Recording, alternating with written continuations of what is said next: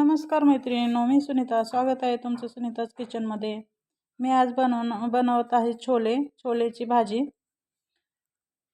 चला तर मग रेसिपी पाहूयात. मी इथं छोले रात्री पाण्यात भिजत घातलेले होते. आता याला कुकरला मी शिजवून घेणार आहे. छोले आणि थोडंसं आपल्याला मध्ये खडे मसाला टाकायचा आहे. तेजपत्ता, लवंग, दालचिनी, जेवढं काही अवेलेबल आहे तेवढा आपल्याला खडे मसाला टाकून त्यामध्ये 4 शिट्ट्या देऊन घ्यायचे कुकरला. मीठ टाकते चवीनुसार. तिकडे कुकरला 4 शिट्ट्या होत्या तोपर्यंत मी इकडे वाटून घेणार आहे. टोमॅटो घेतलेला आहे एक कट करून. एक कांदा घेतलेला आहे.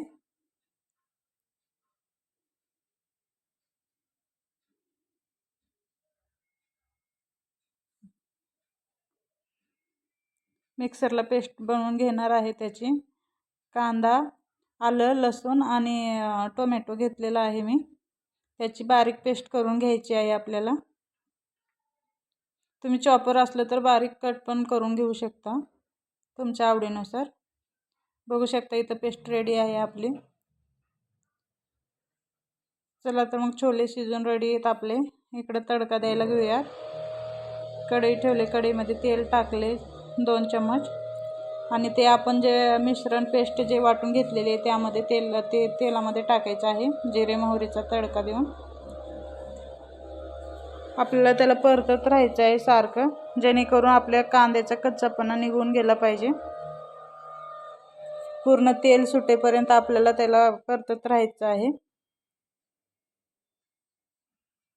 भाजीला दुसरं काहीच ऑप्शन नव्हतं. झोपते वेळेस पोरांना विचारले उद्या टिफिनला काय घेऊन जाणार आहेत. पोरं म्हणले छोले.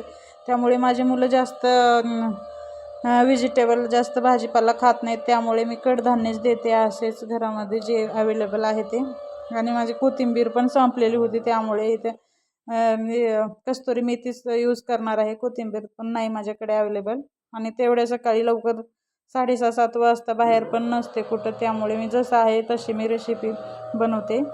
चला तर आपले छोले शिजलेत का बघूयात.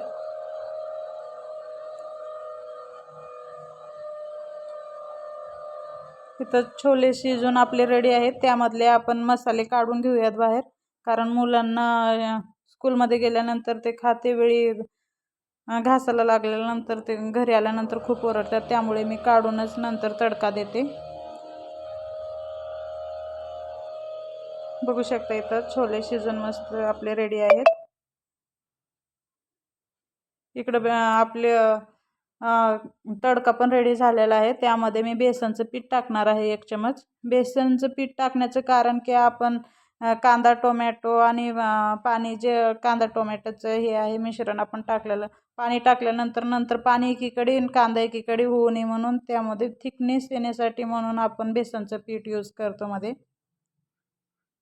हे ट्रिक नक्की यूज करा तुम्ही, जेणेकरून आपल्या भाजीला थिकनेसपणा पण चांगला येतो. आपली घरची लाल मिरची पावडर घेतली 2 चम्मच. अर्धा चम्मच हळदी पावडर घेतलेली आणि आपलं एव्हरेस्टचा मसाला घेतलेला आहे मी एकच मसाला यूज करते. जास्त मसाले आपल्या शरीरासाठी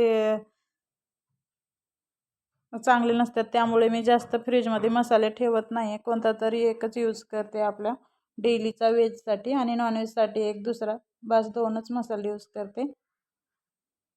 थोडंसं पाणी टाकून घ्यायचं आहे आपल्याला, जेणेकरून आपलं मस्त बेटर शिजलं पाहिजे. बघू शकता तुम्ही आता तेल सोडते आपलं हे मिश्रण सगळं. म्हणजे रेडी आहे म्हणून समजायचं आपला तडका देण्यासाठी. आता आपण त्यामध्ये छोले मिक्स करून घेणार आहोत. आता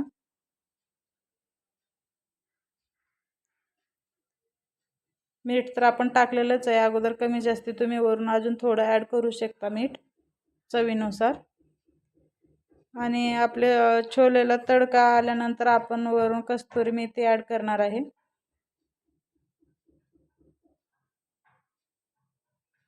तर मग आपली छोलेची भाजी रेडी आहे. आता मी इकडे चपाती करणार आहे. मुलांना टिफिनसाठी लेट होते त्यामुळे चपाती भाजी मी देणार आहे.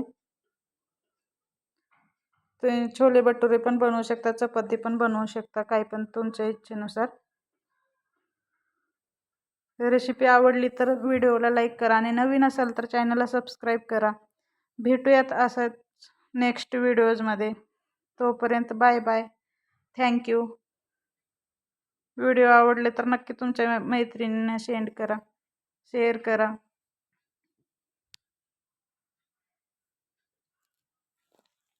बघू शकता तुम्ही आपल्या भाजीचा थिकनेस पण मस्त आलेला आहे. भाजी पण मस्त चमचमीत झालेली आहे आपली.